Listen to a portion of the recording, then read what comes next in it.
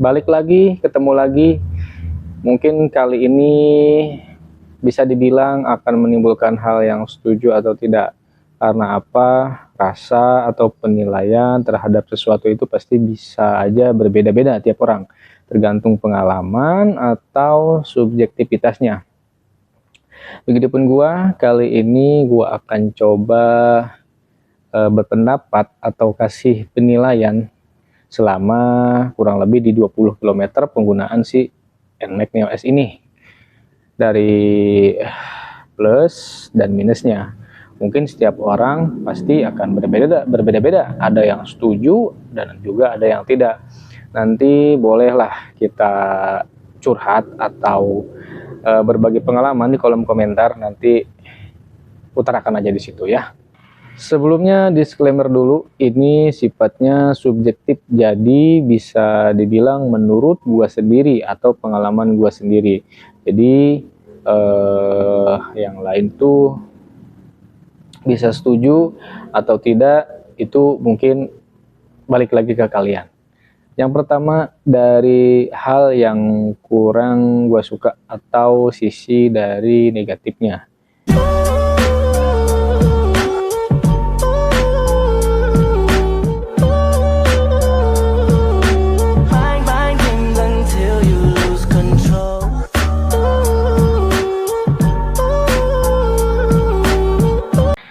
Yang pertama pasti mungkin banyak dari kalian pun akan setuju. Suspensi depan belakang itu keras. Apalagi menurut gua pas begitu pertama turun dari dealer itu bikin wah, sakit badan, sakit pinggang. Apalagi pas ngelewatin jalan-jalan yang gak rata atau bergelombang, itu pasti bikin sakit di punggung, di pinggang terutama. Tapi itu nggak usah khawatir, kalian bisa ganti suspensinya, yang depan mau yang belakang itu udah banyak variasinya, yang lokalan atau luaran pun itu nanti tinggal disesuaikan aja, mau yang performanya tinggi, yang sedang-sedang lah, atau misalkan yang ya lebih baik dari kondisi standar ini, atau mungkin solusi yang paling bisa dibilang agak terjangkau di reborn ulang kali ya, di bengkel-bengkel suspensi. Itu untuk solusinya kalau misalkan emang dirasa suspensinya sangat kurang enak, kurang nyaman.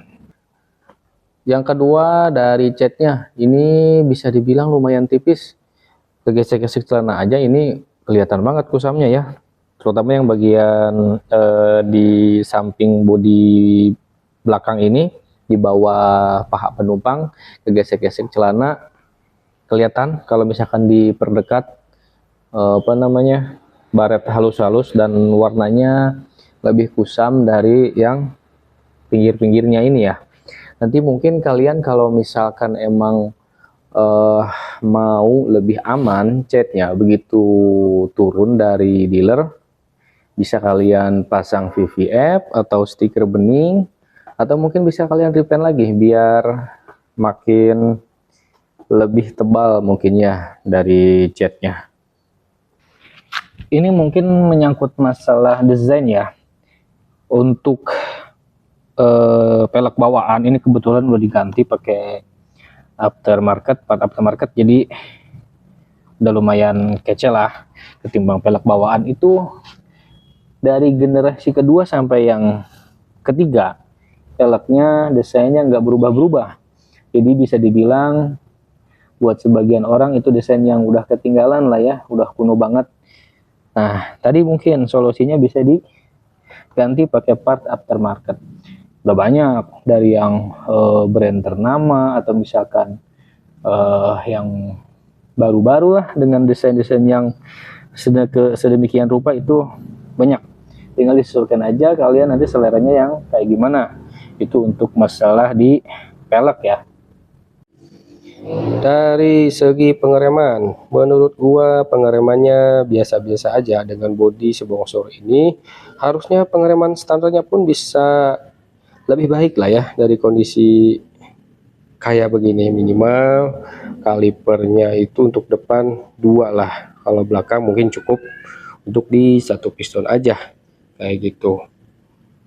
Dan kebetulan yang gue ini udah di upgrade dari master rem, selang rem, sama kaliper dan disrotornya ini udah di upgrade ya. Jadi ya itu mungkin bisa jadi solusi buat kalian juga kalau misalkan emang pengereman standar pabrikan itu dirasa kurang kayak gitu.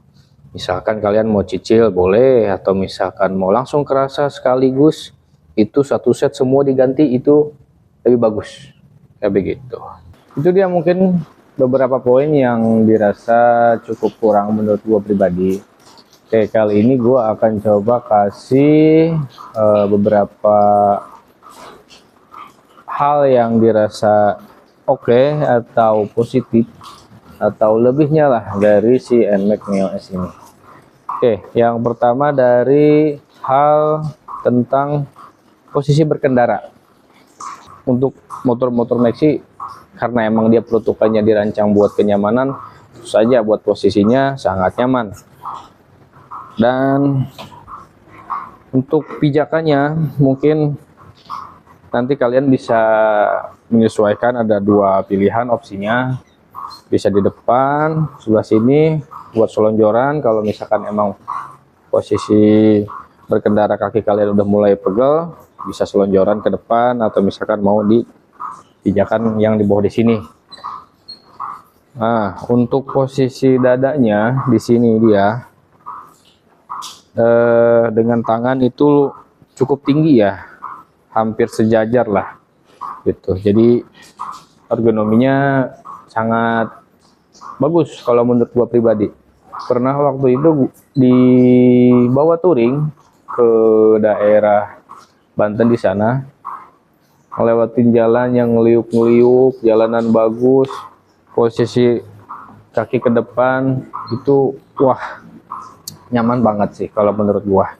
Dengan tenaga yang bisa dibilang cukup menurut gua, di 15,1 PS di 8000 rpm dan torsinya di 14,6 mungkin ya kalau nggak salah, di 6500 rpm.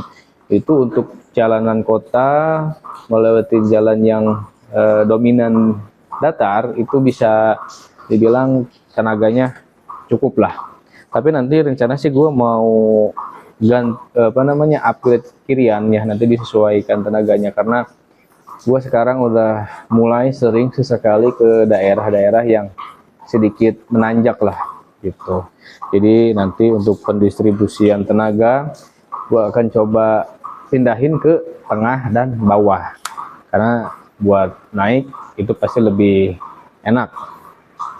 Oke, dan selanjutnya untuk segi spare part atau maintenance ya, kalau untuk Yamaha itu menurut gua sendiri sih masih terjangkau, lumayan terjangkau ditimbang dulu gua pernah punya, yaitu saingan dari Yamaha. Itu bisa kita sebut motornya masih entry level, dan rata-rata selama gua pemakaian ini maintenance ke dealer resmi untuk pergantian spare part atau oli itu mirip-mirip, hampir sama. Jadi bisa dibilang harga spare partnya dan harga maintenance-nya itu ramah di kantong lah kayak gitu. Itu dia tadi poin-poin beberapa hal yang gua utarakan, yang gua rasa seputar penggunaan NMAX Neo S ini di 20.000 km. Mungkin ada yang setuju atau enggak, itu balik lagi menurut perspektif kalian sendiri, karena ini bisa dibilang sih ya pengalaman sendiri berkendara, jadi sifatnya subjektif. Oke, semoga videonya bermanfaat dan semoga kita bisa jumpa lagi di video selanjutnya. Selamat sore.